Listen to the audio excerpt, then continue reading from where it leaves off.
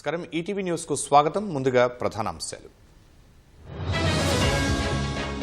RBI మాజీ governor కు కీలక పోస్ట్ ప్రధానికి రెండో ప్రిన్సిపల్ సెక్రటరీగా శక్తికాంత్ దాస్ కుంభమేళాలో 60 కోట్ల మంది పుణ్యస్నానాలు వెల్లడించిన ఉత్తరప్రదేశ్ ప్రభుత్వం మరో 6 ఇజ్రాయెల్ బందీలు విడుదల శాశ్వత కాల్పుల విరమణకు సిద్ధమన్న హమాస్ ట్రంప్ పుతిన్ మధ్య భేటీకి సన్నాహాలు ఉక్రెయిన్ సహా వివిధ అంశాలపై చర్చలు ఎఫ్బీఐ డైరెక్టర్గా కాష్ పటేల్ బాధ్యతలు భగవద్గీతపై ప్రమాణ స్వీకారం పాక్ నుంచి భారత్కు 22 మంది మత్స్యకారులు జైలు నుంచి విడుదలై స్వదేశానికి చేరిక ఛాంపియన్స్ ట్రోఫీలో రేపు భారత్ పాక్ పోరు దాయాదుల సమరంపై సర్వత్రా ఆసక్తి